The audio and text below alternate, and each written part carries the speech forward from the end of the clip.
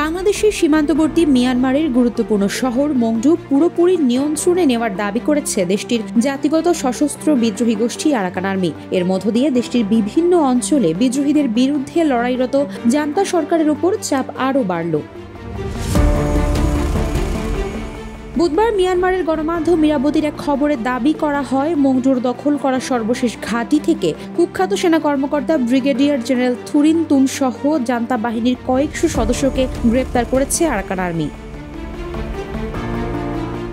গত বছরের নভেম্বরে মিয়ানমারের পশ্চিমাঞ্চলীয় রাখাইন রাজ্যে নিরাপত্তা বাহিনীর সদস্যদের উপর আক্রমণ চালায় আরাকান আর্মি। এরপর রাজ্যটিতে দুপক্ষের মধ্যে লড়াই হয়। গত মঙ্গলবার এক বিবৃতিতে আরাকান আর্মি বলেছে, মংডুর পুরো এলাকার উপর সম্পূর্ণ নিয়ন্ত্রণ প্রতিষ্ঠা করেছে তারা। এটি দখলে তাদের 2 মাস লড়াই করতে হয়েছে।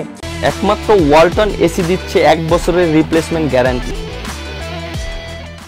ঘাঁটির কমান্ডার সহ জান্তার বেশ কিছু সেনাকে গ্রেপ্তার করা হয়েছে। মংডুতে 1,10,000-এর বেশি মানুষের বসবাস।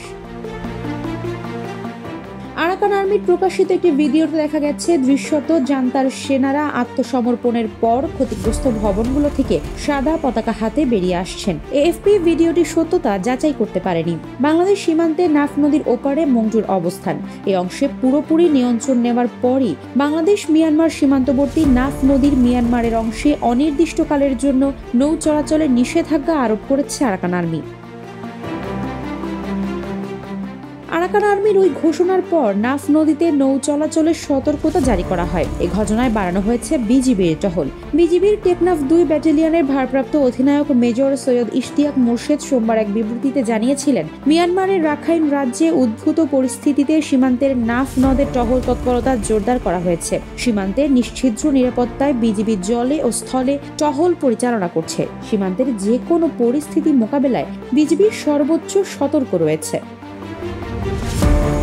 জনসাধারণকে সতর্ক করে মাইকিং করা হচ্ছে জেলা প্রশাসনের পক্ষ থেকেও। এ প্রসঙ্গে টেকনাফ উপজেলা নির্বাহী কর্মকর্তা শেখ এহসান উদ্দিন বিবিসি বাংলাকে জানিয়েছেন, যেহেতু সীমান্তের ওপার বিদ্রোহী আরাকান আর্মির দখলে নিয়েছে, সে কারণে সীমান্তে সতর্কতা বজায় রাখা হয়েছে যাতে কোনো অবৈধ অনুপ্রবেশ না ঘটে। নিরাপত্তা বিশ্লেষকরা বলছেন, মিয়ানমারের চলমান এই যুদ্ধে রাখাইন রাজ্যের রোহিঙ্গা সহযোগী সংগঠন আরাকান রোহিঙ্গা আর্মি ARA ও আরাকান রোহিঙ্গা স্যালভেশন আর্মি বা আরসা সহ কয়েকটি সংগঠনের অবস্থান ছিল জান্তা বাহিনীর পক্ষে। এ কারণে সীমান্তবর্তী আরাকান রাজ্যের নিয়ন্ত্রণ বিদ্রোহী গোষ্ঠী আরাকান আর্মির নিয়ন্ত্রণে যাওয়ার ফলে নতুন করে রোহিঙ্গা অনুপ্রবেশের ও বাংলাদেশ থেকে রোহিঙ্গা প্রত্যাবাসন দীর্ঘায়িত হওয়ার শঙ্কা তৈরি হয়েছে।